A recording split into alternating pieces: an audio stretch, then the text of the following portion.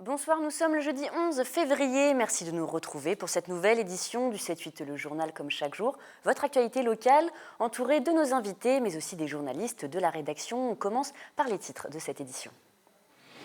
Des médiateurs sur les lignes N et U du réseau transilien, une initiative pour prévenir les incivilités et instaurer un dialogue avec les usagers. Un contrat entre le STIF et la SNCF permet à 2 équipes de médiateurs d'arpenter désormais les trains du lundi au vendredi. Et ce week-end débute la 20e édition de la Semaine de l'Emploi sur Saint-Quentin en Yvelines.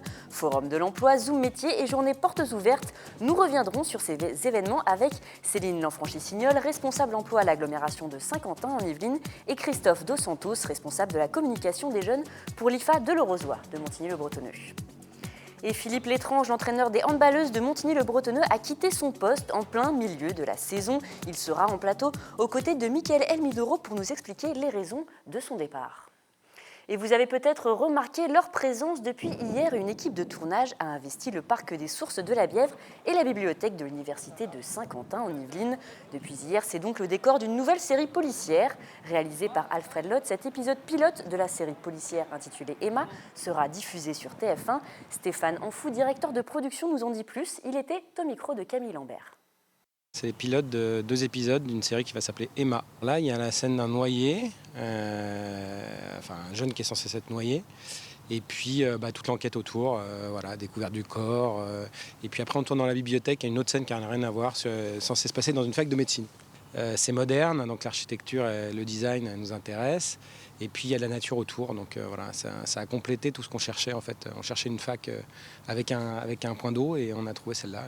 Et si ce milieu vous intéresse et que vous êtes l'heureux propriétaire d'un chien, cette information peut peut-être vous intéresser. Dans le cadre d'un tournage pour une sortie de résidence de l'auteur Emmanuel Pirer, le théâtre de Saint-Quentin en Yvelines recherche un chien, mais pas n'importe lequel, un chiot caniche blanc ou un bichon blanc pour faire de la figuration. Le tournage aura eu le mardi 16 février dans le quartier de la Sourderie à Montigny-le-Bretonneux. Pour plus d'infos, le numéro s'affiche en bas de votre écran.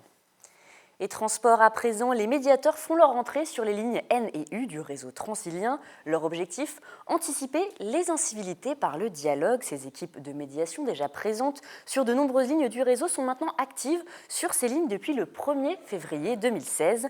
Initiées dans le cadre d'un nouveau contrat entre le STIF et la SNCF, 2 équipes de médiateurs sont sur le terrain, ou plutôt dans les trains, du lundi au vendredi. William L. pour ce reportage. Bonjour, mesdames. Bonjour. Politesse et dialogue, voilà les fondements du métier de médiateur. Depuis le 1er février, 2 équipes ont fait leur apparition sur les lignes N et U du réseau transilien. Leur mission, anticiper les incivilités. Le plus sur la ligne NU, c'est beaucoup de pieds-banquettes dans les trains et beaucoup de sauts de câbles aussi à l'intérieur des gares. Du lundi au vendredi, dès 13h, Jean-Michel et son équipe arpentent l'intérieur des trains, mais aussi les quais et les gares. Cigarettes, mendicité ou traversée des voies, autant de problèmes auxquels les médiateurs doivent faire face, toujours avec diplomatie. Là, on se met généralement à chaque porte pour éviter les blocages de portes, parce que les gens, quand ils arrivent en masse, ils ont tendance à vouloir bloquer les portes pour pouvoir rentrer quand même. Donc, ce qui met en retard toute la ligne. Le sourire est la meilleure arme des médiateurs lors de leurs interventions. Ici, une dame tente de faire passer avec elle une personne sans ticket. On ne peut pas rentrer à plusieurs malheureusement, parce que vous risquez des amendes sur un passage politique. Vous risquez d'avoir des amendes. Des amendes comment? Je vais vous expliquer, bien sûr, je vais vous expliquer. Prévention et humanisation, les médiateurs ne donnent pas d'amende, mais répertorient chacune des interventions constatées et remettent aux personnes ce coupon qui répertorie la liste des incivilités. Nous donnons ça à l'usager une fois qu'on constate qu'il y a eu un délit. On lui explique de quoi il s'agit, le but de notre intervention également.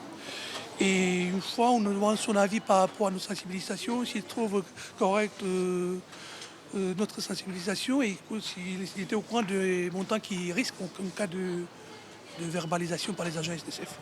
Il vaut mieux sensibiliser les gens, les prévenir, que de leur donner des amendes. Elles ne savent même pas pourquoi, des fois ils ont des amendes. Des agents qui font partie de l'association Tislien avec laquelle travaille la SNCF. Au-delà de la prévention, ces équipes apportent un lien social avec les usagers par leur présence et leur visibilité. D'ici le mois de juin, la ligne C du RER accueillera de nouveaux médiateurs pour une couverture complète du réseau transilien.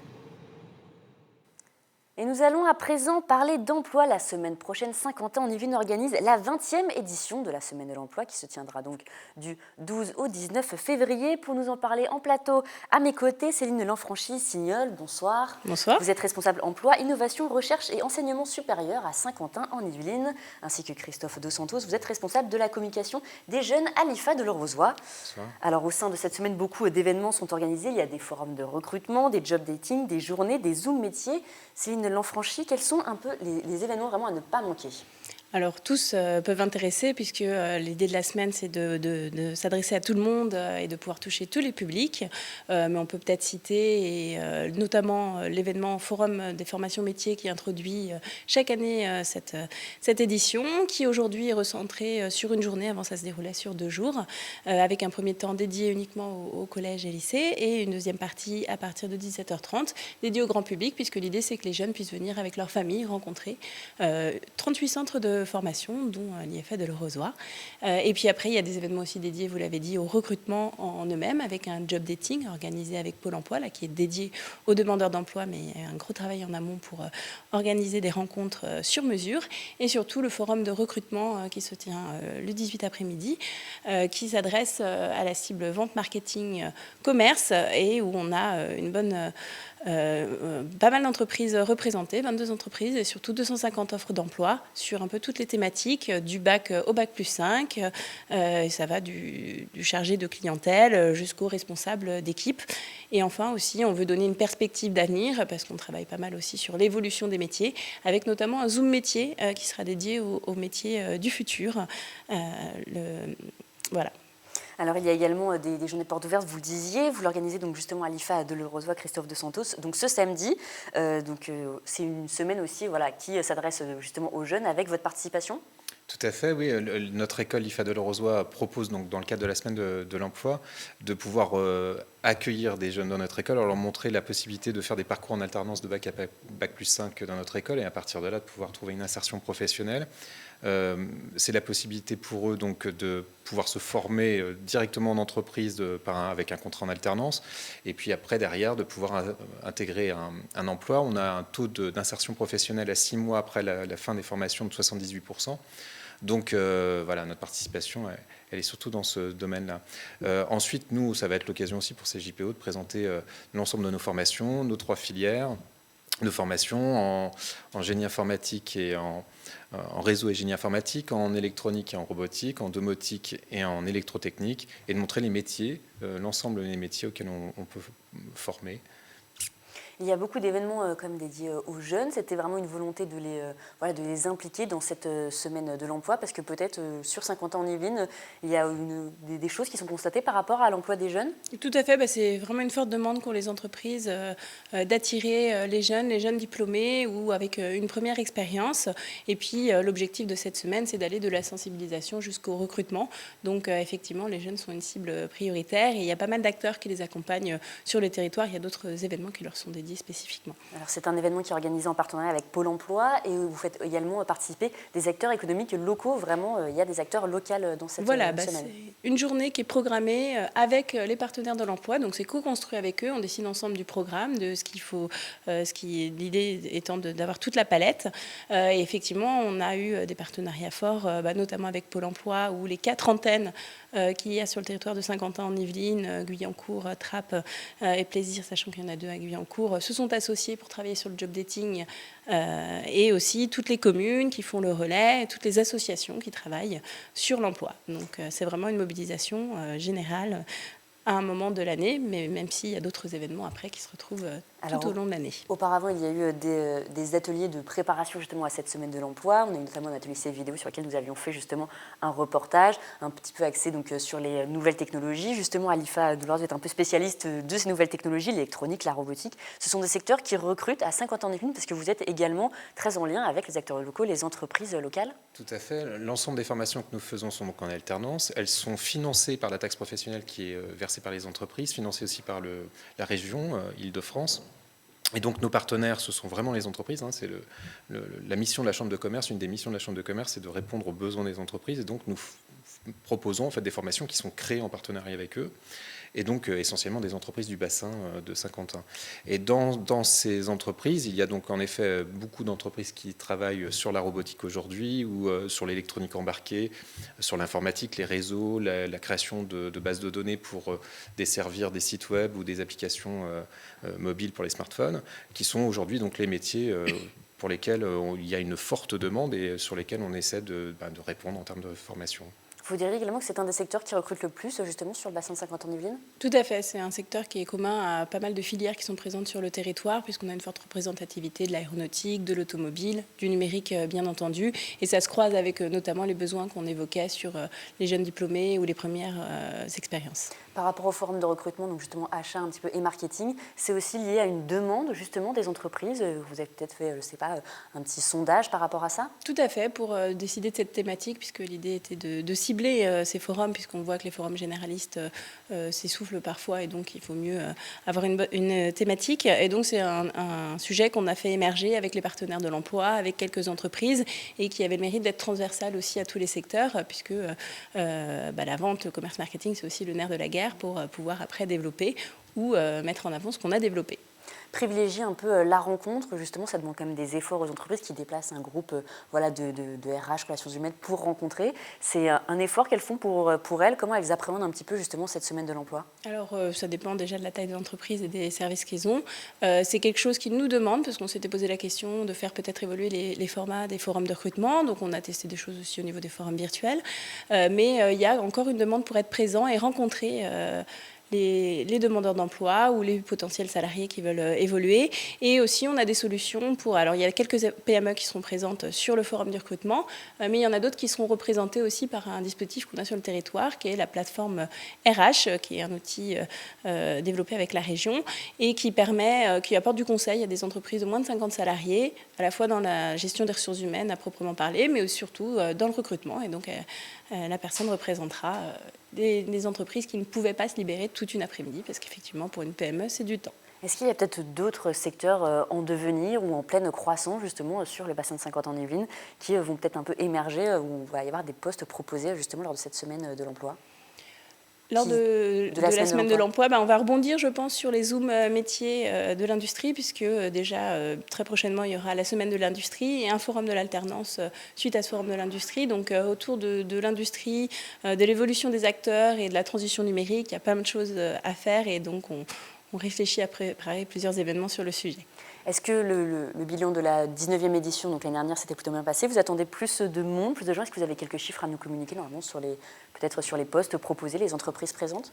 Alors sur les postes proposés, sur le forum de recrutement, on aura 250 offres proposées et 22 entreprises présentes, plus celles représentées par la plateforme. Sur l'événement aussi porté plus dédié aux jeunes par la mission locale, on a plus de 100 entreprises présentes. Sur le job dating, on a pas mal d'offres aussi, et surtout pas mal de demandeurs d'emploi qui pourront rencontrer les entreprises. Donc cette année, ça a bien fonctionné, on est assez contents, on a une forte réceptivité côté entreprise. Donc j'invite les demandeurs d'emploi ou ceux qui veulent changer d'emploi à venir nombreux, parce qu'il y aura du monde à rencontrer. Christophe de Santos, est-ce que justement vous allez peut-être encourager vos élèves à venir à cette semaine de l'emploi pour trouver une alternance? Parce que c'est aussi un problème compliqué pour les élèves qui sont en alternance, trouver une entreprise. Trouver une entreprise, c'est pas quelque chose de simple. Nous, on accompagne beaucoup nos étudiants, puisqu'on a des chargés de relations entreprises qui se mettent en contact les jeunes avec les entreprises, qui récupèrent les offres d'emploi et qui proposent donc des CV aux entreprises.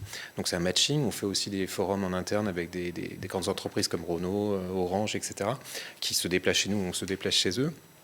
Et donc oui, en effet, ça va être l'occasion pour les jeunes de l'IFA de pouvoir rencontrer des entreprises aussi, et puis aussi pour nous, en tant qu'école, c'est vraiment un moment très très fort. Une dernière question avant de terminer cet entretien. Que conseillerez-vous, je ne sais pas, un ou deux petits conseils à justement des personnes qui souhaiteraient venir se rendre donc à cette semaine pour l'emploi, pour proposer leur CV? Est-ce qu'il y a des petites règles ou des petites astuces que vous conseillerez justement?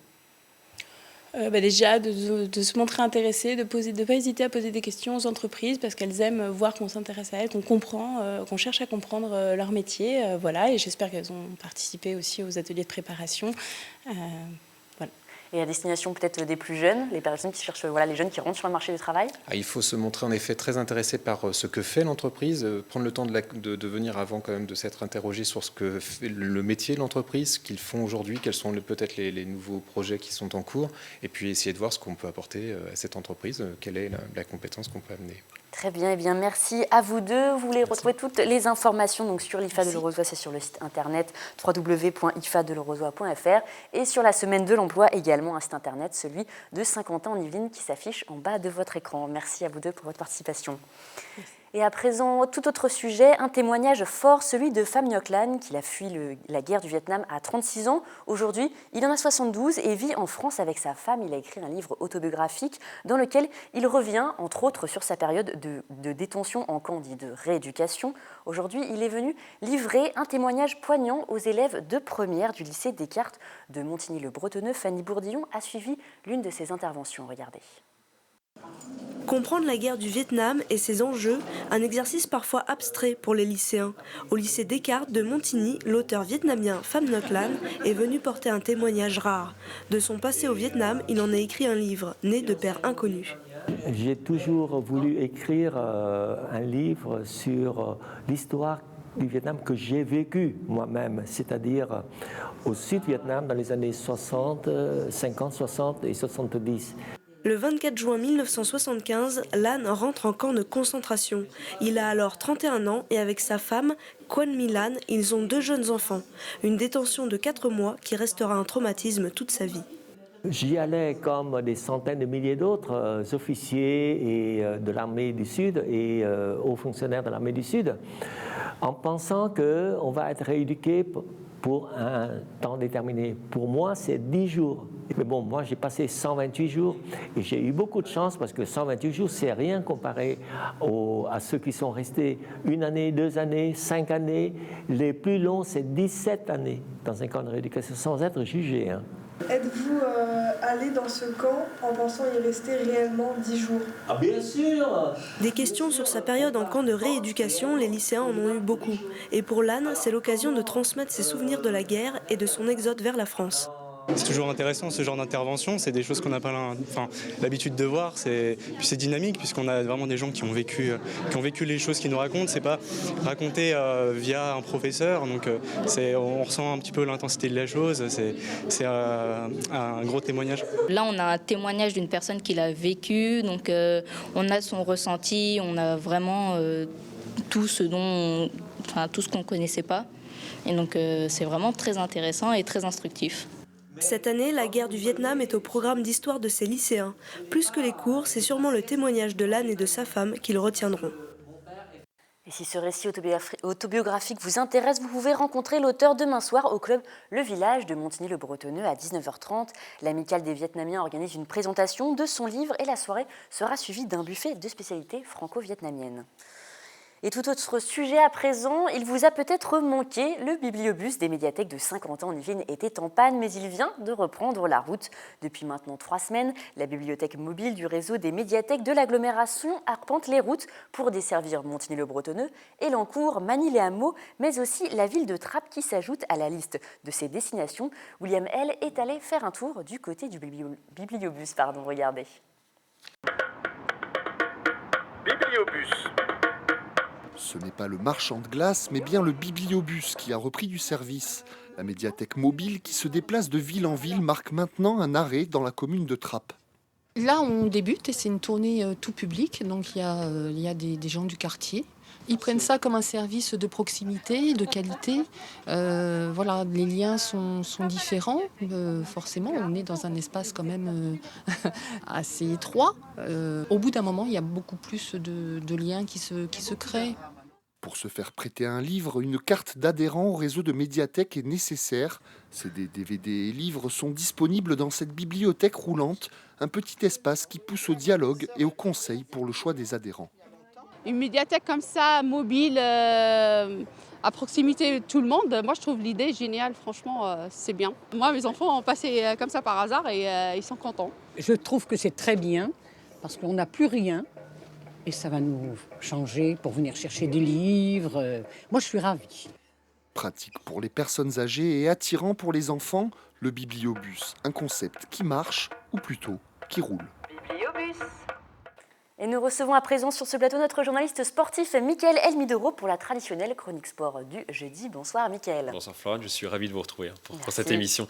Aujourd'hui, nous allons parler de handball féminin. L'équipe senior de Montigny-Bretonneux qui évolue en National 1 ne sera plus entraînée par Philippe Létrange. Le coach qui a pris en main l'équipe en 2013 s'occupe désormais des jeunes. Pour nous parler de ce coup de théâtre, nous recevons sur ce plateau justement l'ex-entraîneur de l'équipe Philippe Létrange. Bonsoir. Alors, bonsoir. Nous allons tout de suite rentrer dans le vif du sujet. Pourquoi avez-vous quitté vos fonctions ? Je crois qu'il y avait trop de filles qui n'étaient plus à mon écoute et donc ça devenait très compliqué pour elles et pour moi. Donc j'ai pris une décision peut-être difficile à prendre, mais il fallait, je crois, la prendre pour essayer de sauver l'équipe en National 1. Il y avait des tensions entre les jeux équipes? Oui, ça faisait un moment que ça durait, peut-être une petite année.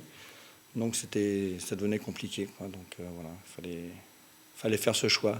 Peut-être difficile parce que c'est un travail inachevé de ma part, mais bon, en espérant que l'équipe arrive à se maintenir avec les nouvelles personnes qui vont l'encadrer. Et vous pensez que votre message ne passait plus ? Oui, je pense qu'il ne passait plus. Est-ce qu'il est passé ? Je ne sais pas. Moi, je me pose même cette question-là. Maintenant, c'est sûr qu'il ne passait plus à la fin et c'était difficile d'entraîner et de manager lors des matchs. Donc, il fallait faire ce choix. Et quelles étaient les difficultés, justement ? Plus à l'écoute. Voilà, je sais. Faudra leur demander, je pense. Mais c'était compliqué, très compliqué. C'était finalement un divorce inéluctable ? Oui, je crois. Ouais. Quoi qu'il arrive, voilà. Enfin, déjà l'année dernière, juste après le match de barrage qu'on avait remporté, donc avec l'accession nationale 1, il y a des filles qui sont allées au bureau pour me demander ma tête, donc c'était un peu compliqué, quoi. Donc moi j'ai pensé qu'avec la montée, ça allait se disparaître pour qu'on travaille tous dans le même sens pour essayer, et puis peut-être qu'elles étaient plus motivées pour avoir de nouveau ma tête que de se faire sur un terrain, je sais pas. Bon, c'est clair. Et comment on gère justement ce groupe quand on sait que voilà, vous n'étiez peut-être plus le bienvenu chez certaines joueuses ? Dans un premier temps, on ferme les yeux et puis on reste concentré sur les entraînements et sur les matchs qui arrivent toutes les semaines. Et puis petit à petit, ça pourrit un petit peu aussi l'ambiance, la préparation des entraînements en dehors, les déplacements souvent. Donc ça devenait très compliqué. Et vous regrettez certains passages, peut-être, certains moments dans votre management ? Non, je ne regrette rien. C'est moi qui ai choisi cette équipe-là, même avec les difficultés. Peut-être le regret, c'est de ne pas avoir su peut-être virer les filles ou me séparer des filles qui étaient plus du tout à l'écoute. Bon, mais c'est tout. Moi, je ne l'ai pas fait, donc je ne regrette rien. Maintenant, j'ai pris cette décision-là pour essayer de sauver Montigny.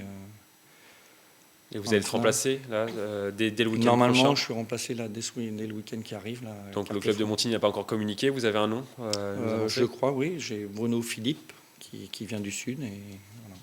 D'accord, ok. On continuera à vous suivre, Philippe Létrange. Je crois que vous allez vous occuper des jeunes désormais. J'étais venu pour les jeunes, donc j'ai fait une pige avec les seniors, et puis je retourne chez les jeunes, et voilà, c'est très bien. Merci à vous. Merci à vous d'être passé sur ce plateau. Bon courage pour la suite de votre carrière. Merci bien. On passe à présent au rendez-vous sportif du week-end à ne pas manquer dans les Yvelines. Il y aura notamment de la gymnastique. Et une compétition très importante, Florane. Le championnat régional de gymnastique est programmé ce week-end au Palais des Sports d'Elancourt. Les meilleurs sportifs d'Île-de-France sont présents pour ce rendez-vous. Les favoris seront une nouvelle fois les athlètes du club de gymnastique d'Elancourt-Morpas avec Marlène Mahé qui a été vice-championne de France en 2015 et Zélie Lorich, jeune gymnaste de 10 ans qui a été championne de France l'année dernière. Si vous voulez assister à l'événement, la compétition est gratuite. Et on fait à présent le grand écart pour prendre la direction de Montigny-le-Bretonneux. Les Igny-Montins joueront ce week-end contre Stein. Le match sera peut-être décisif dans la course à la montée. Montigny, qui occupe actuellement la 3e place du classement du championnat de première série, affronte le 4e Stein ce dimanche à 15h. Un choc qui s'annonce donc décisif. Les Igny-Montins pointent actuellement à 13 points de la première place. Mais en rugby, on ne sait jamais. Et Montigny reste sur 2 victoires consécutives et notamment un 109-0 contre Pantin. Les Saint-Quentinois sont donc en forme. Vous allez suivre ce match, Florane ? Mais pourquoi pas, vous connaissez ma passion pour le ballon ovale. On vous retrouve demain, Mickaël, pour le 7-8 week-end. Quel est le programme ? Alors nous parlerons de la réouverture du zoo de Thoiré avec le comte Paul de la Panousse, mais aussi de la Saint-Valentin, votre fête préférée, Florane. Si vous n'avez rien de prévu, je vous proposerai quelques idées de sortie. Vous êtes un peu présomptueux, Mickaël, mais si je vais au rugby, je ne vais pas pouvoir tout faire, mais j'écouterai vos idées avec attention. Merci beaucoup. Et justement, la Saint-Valentin, la fête des amoureux approche. C'est dimanche, la date fatidique. Dans les Yvelines, des dizaines de rendez-vous romantiques sont programmés pour ce 14 février. La baie des Vaux de Cernay et le parc zoologique de Thoiry proposent des événements insolites sur mesure pour les couples. Justement, Mickaël Elmidero et Patrick Jacques de Dixmude nous en disent un peu plus. Pour la Saint-Valentin, les établissements des Yvelines ont entamé une opération séduction. Dans l'abbaye des Vaux de Cernay, la direction joue la carte historique. Deux repas sont organisés les 13 et 14 février dans l'ancienne demeure cistercienne datant du XIIe siècle. Les couples pourront ensuite passer la nuit dans l'une des 57 chambres de l'établissement, une recette qui fonctionne depuis 10 ans. On a des clients qui reviennent tous les ans pour fêter la Saint-Valentin ici. On a même des clients qui viennent à 2 couples, une table de 4 pour fêter la Saint-Valentin. C'est original, mais ça arrive. Donc c'est une soirée qui plaît pas mal et sur laquelle on a de la demande. Donc c'est pour ça qu'on réitère tous les ans. Au niveau du menu, l'établissement a créé de nouveaux plats pour ce rendez-vous. Le plat, ça sera une Saint-Jacques avec une gambasse oxyblouse, une gambasse de Nouvelle-Calédonie, accompagnée d'une cécina. C'est un jambon de bœuf en fait qui est séché, fumé, et une mousseline de céleri et un sabayon citronné. C'est un plat qui n'est pas trop puissant en goût et qui reste avec les produits naturels et c'est doux et ça plaît à tout le monde. À Thoiry, le parc joue également les Cupidons. Pour la 5e année consécutive, un dîner romantique à 225 € est organisé le dimanche soir dans les salons historiques du château. 20 tables seront dressées pour l'occasion. Un château, des feux de cheminée, une ambiance tamisée, une harpiste, quelque chose de très intime, un bon repas devant un bon feu de cheminée, dans un cadre historique. Je crois que ça donne envie. Cette année, 7 couples sur 10 fêteront la Saint-Valentin en France. Et pour les célibataires ou les allergiques à la fête de l'amour, vous pouvez toujours passer un bon dimanche au coin du feu et pour un budget moins onéreux. Et c'est la fin de cette édition. Merci de nous avoir suivis. Demain, vous avez rendez-vous avec Wilfried Richy pour l'essentiel de l'actu. Quant à moi, je vous retrouve lundi pour le journal. Je vous souhaite donc une très bonne soirée et un excellent week-end.